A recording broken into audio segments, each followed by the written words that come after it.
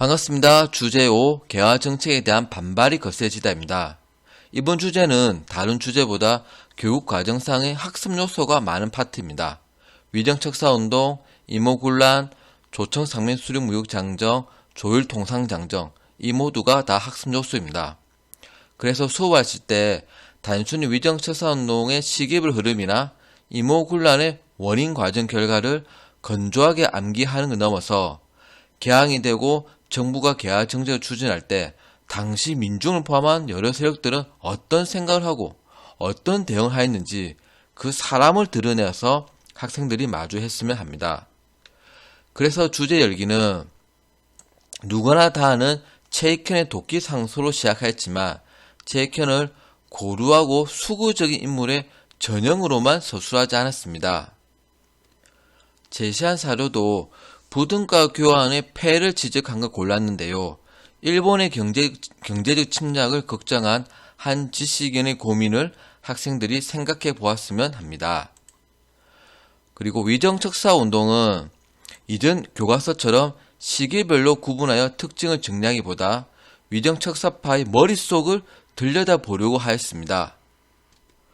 서양 사람은 모두 검수다 라고 본 위정척사파의 사고가 다른 집단과 문화에 대한 배척이며 이것은 우리가 주제 1에서 배웠던 서구 열강의 문명 대 야만 사고방식처럼 역사를 배우는 사람들이 항상 경계해야 하는 것임을 말하고 싶었습니다. 네, 다음 이모군란은 봉기의 배경과 원인에 조금 더 초점을 맞춰 강조하였습니다.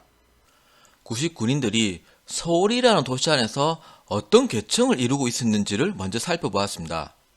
즉, 99인들과 그들의 가족은 서울의 하층민을 이루고 있었는데 개항으로 경제적 타격을 입었고 그래서 그들이 살던 서울의 왕십리와 이태원의 하층민들이 적극적으로 봉기에 합류하면서 이모군란은 민중 봉기의 성격도 가집니다.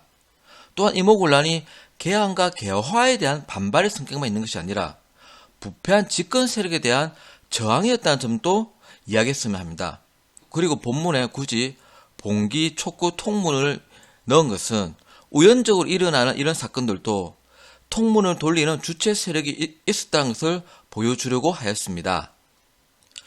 네, 그러면 다음 페이지로 가시면 이모군란 후 조선의 상황은 주제사와 마찬가지로 정치적인 내용뿐만 아니라 경제적인 상황 변화도 넣었습니다.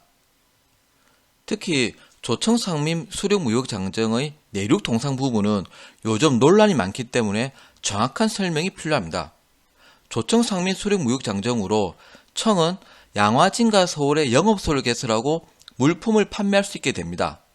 그 외의 내륙에서는 허가증을 발급받으면 토산물을 구매는 할 수 있습니다. 판매와 구매 모두 가능한 내륙통상은 1년 뒤인 조용조약이 체결되면서 가능해집니다. 날개에 닿는 이 사파는 이모군란 후 조선의 현실풍자의 단골로 등장하는데요. 유의할 점은 조선과 관련 있는 사파들의 대부분이 일본에 있던 서양인들이 그렸다는 것입니다. 그래서 일본의 관점에서 많이 그렸습니다. 한번 확대하여 자세하게 살펴보면 위안스카이가 조선을 조종하고 있는데 위안스카이 뒤에는 청군과 군함이 보입니다. 그리고 조선이 안경을 쓴 것은 당시 서양인들은 조선을 국제정세에 어두운 맹인으로 묘사했기 때문입니다. 마지막으로 정리하고 역량 키우기 3번에서는 위정척사 사상과 동도서기론을 비교하였습니다.